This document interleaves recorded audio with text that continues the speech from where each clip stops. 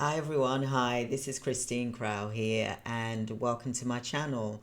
And today I really want to talk about a few things. I'm going to be going live shortly in a moment, probably about 40 minutes for example. And let's let me begin here because really I don't really know where to start. But I'm going to start with something very positive.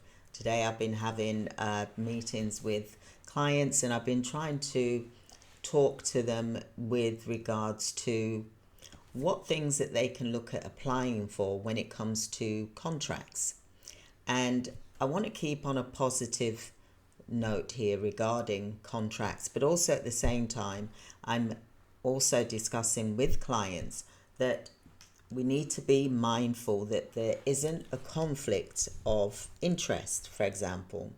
Now, there's a lot in the press at the moment and online, for example, with regards to Elon Musk and Donald Trump, for example, that there's possibilities of conflict of interest, and this is being thrashed out in the courts, for example. And I'm looking at that aspect in terms of helping my clients to learn that what can be seen as a conflict of interest. And even though you may have a family member, like I said, working within a government organization, and you hear about a particular contract, you go and tell that person that this contract is coming up, prepare them before the other business owners get to hear about it first. Now, what I want to talk to you about is, I mentioned the other day about the State Department, the US State Department I'm referring to here, and that there's plenty of lower value contracts which you can apply for as a business owner. And I'm going to touch briefly on this regarding Elon Musk. Now, Elon Musk, he wants to be a trillionaire, not a billionaire. He is a billionaire, but he wants to be a trillionaire. So can you imagine the amount of contracts that he will need to win in order to become a trillionaire? Now, a lot of people say, and I've had some comments where they say, well, Elon doesn't need the government's money. But at the same time, I'm also looking at the contracts that he has won and that he continues to win, for example.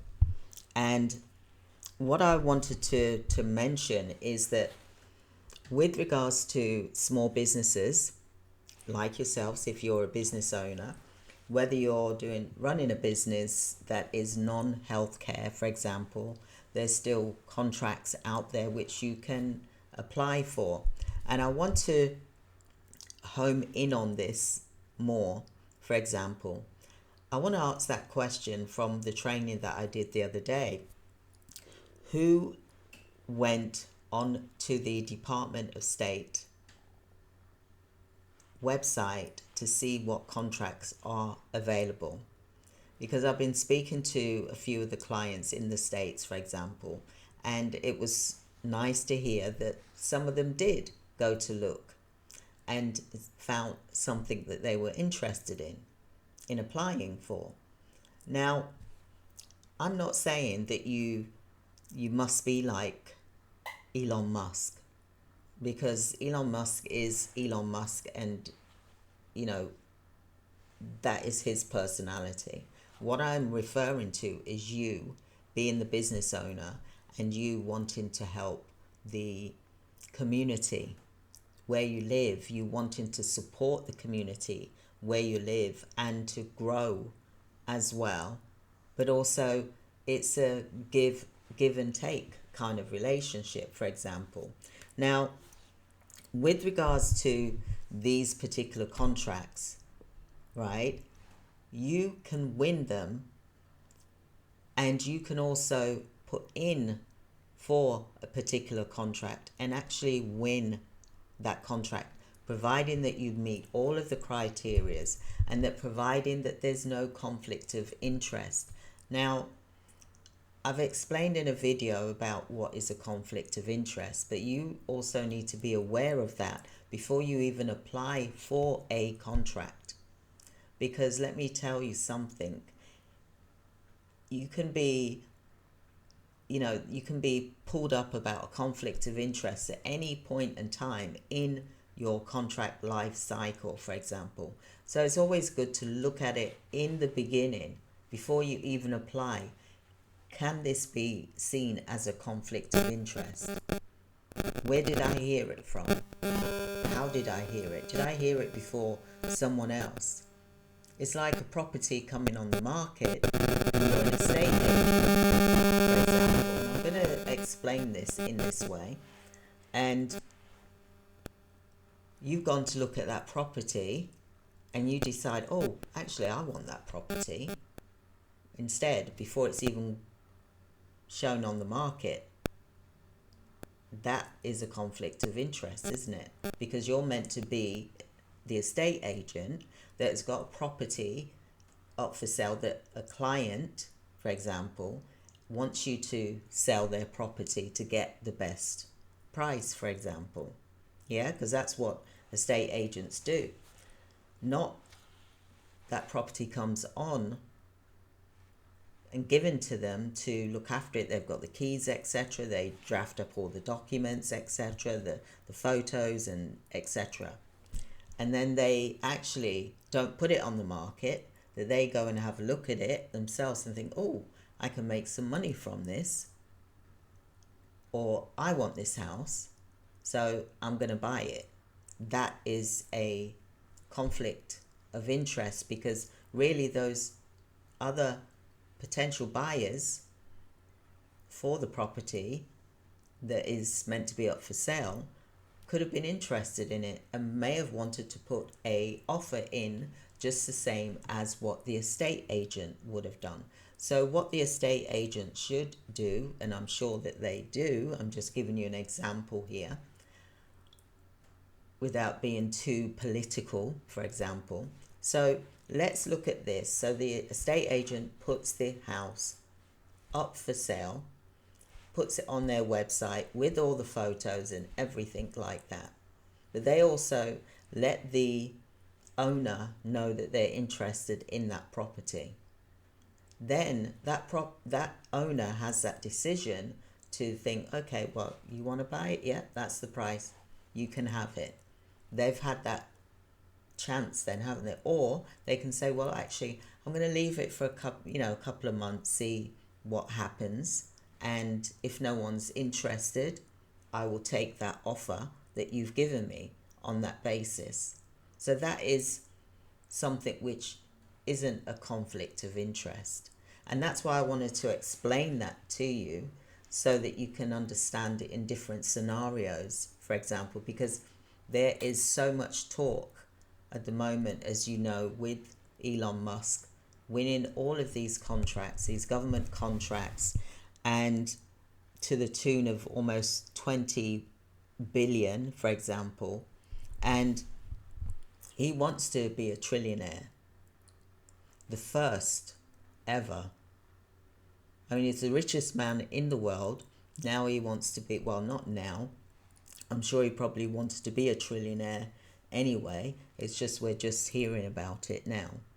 Now, this will be like, it's the Guinness Book of Records already anyway. And I think it's the Guinness Book of Records for one man winning as many contracts as what Elon Musk has won.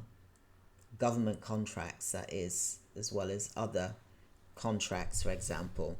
And yes, there are things that he's done which is absolutely amazing, scientifical, out of this world type of thing. And yeah, he wants to fly to Mars, for example. He's got some big plans that he wants to achieve, and he probably thinks, well, I need to become a trillionaire by a certain time, and then I'll be able to fly to Mars and in a spaceship and then create this town that is on Mars, for example, for the elite, for example. But what I want to say to you is that when you're looking at contracting, and you should go on to sam.gov if you're in America, for example, go on to sam.gov or go on to the US State Department, for example, see what contracts are available for you to apply for. Because, everyone should be given that chance, providing that you do have the right credentials and that you meet the evaluation and that there's no conflict of interest. Now, Donald Trump has said that there will be no more contracts, apparently, and also, secondly, that that there won't be any conflicts of interest that Elon Musk has applied for contract-wise. Although Elon Musk has a dual role, for example, private sector, and also working alongside Donald Trump, for example, I believe is his advisor, for example. They did a video just recently, for example. But what I want you to think about is that all of these cutbacks that's being done, they're saying that there's so much wastage that's being done. For example, there's layoffs, for example, people losing their jobs, and key personnel are losing their jobs or they're quitting because they're feeling so much pressure, for example. And we've also got the tariffs that are being put on countries around the world. Everything, prices are going up, for example. I don't want to be doom and gloom, but just let's be aware of all of this. We've also got people in America protesting because they're not happy with their finances being looked at. You don't want people going into your grandma's or your mother's personal details, and having access to that.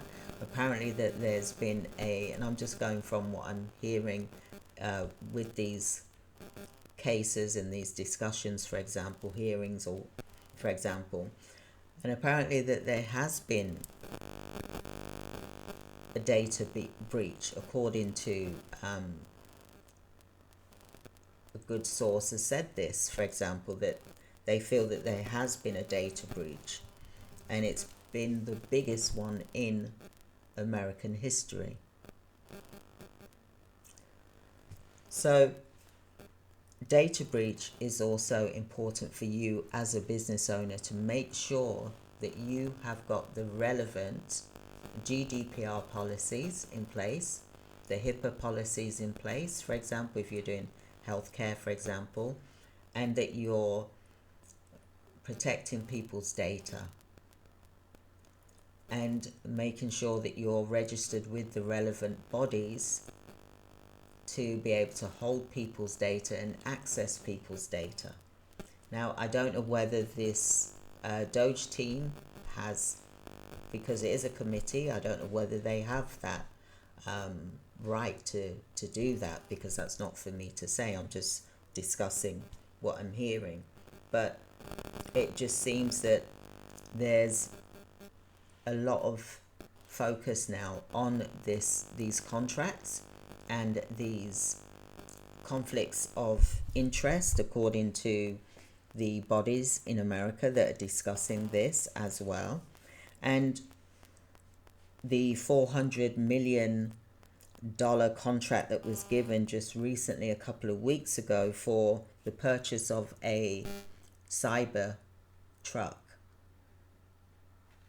So there's a lot of questions to do with cyber trucks, for example. So there's a lot of questions as to why do we have these type of contracts? Where have they suddenly come from? And also the contracts and the subsidiaries that are being paid out, and also with regards to the contracts that are available, you as a business owner, need to make sure that you're adhering to those contract acts and laws that you are governed by, for example.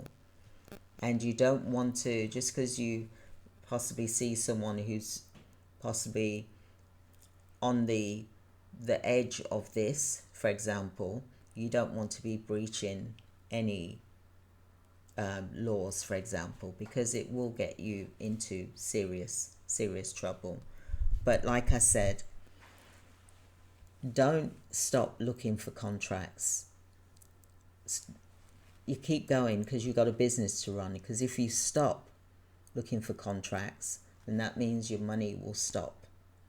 So you've got to keep pushing forward and try not to. If anything, you learn from what you're hearing. You learn, no, I don't want to do that. No, that's not right. I don't want to do that. So when you're applying for contracts, you apply because you want your business to grow. And, Elon Musk, he wants his business to grow, and it is growing to massive amounts, incomprehensible amounts, for example.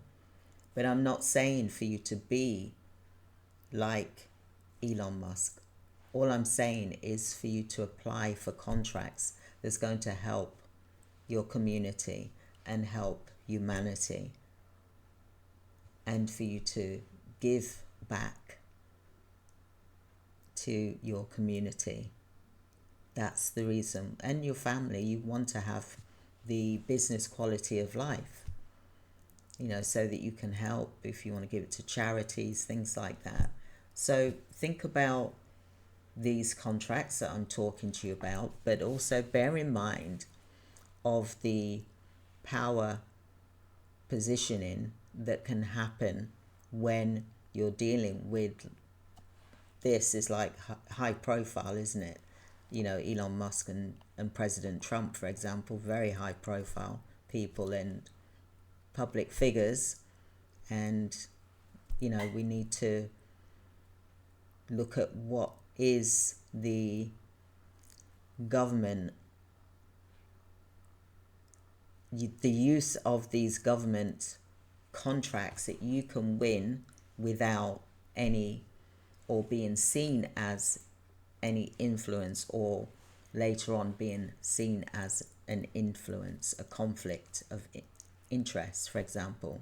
So how do you position yourself for success? Well, like I said, government contracts aren't just for billionaires. They're not.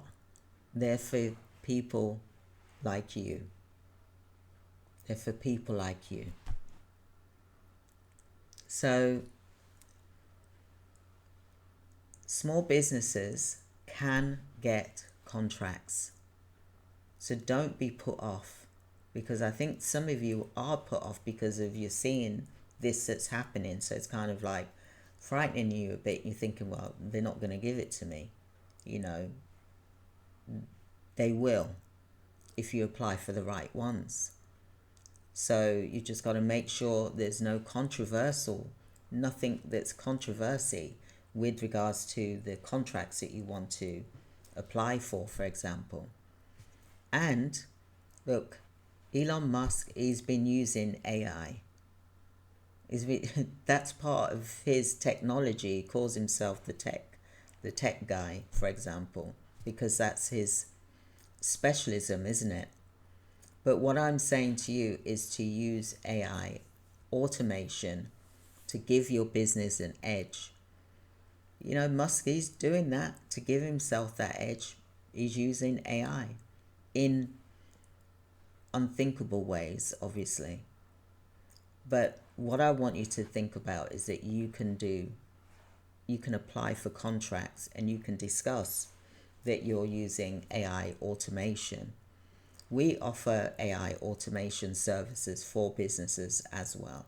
So if you want a free audit, for example, or a AI audit in your business, then please do book a free 15-minute appointment with me, and I will gladly speak with you about it. So position yourself in the right industries. This will give you access to better opportunities for you that's going to be suitable for you, for example. Now, there's question as whether, the Elon had an inside information. There's question about that. I can't answer that. That is for the courts and the legal teams to deal with. But what I want to say to you is that looking at building your network, because it is your net worth. You go and visit the GPs, you visit social services, you visit your community, as well as applying for government contracts as well. But also you're going to be building business relationships, because that is what Elon Musk has done, is built very strong business relationships, for example. So what should you do about this? Well, you look to see what contracts are available to you right now. Like Elon Musk did, you can do the same. What business niches that will, really be available to you in the private sector, for example. And also look at what AI automation tools you can use to stay ahead of your business, for example. How do you position yourself in 2025 to secure contracts that have really good business opportunities? And by starting, this is how you position yourself. You got to start. You can't just sit back and wait for the phone to ring. You got to get out there and meet everyone. Meet who you are wanting to work with, so that the relationship is being built up and it gets stronger and stronger. So join me tonight live. I'm going to be going live shortly.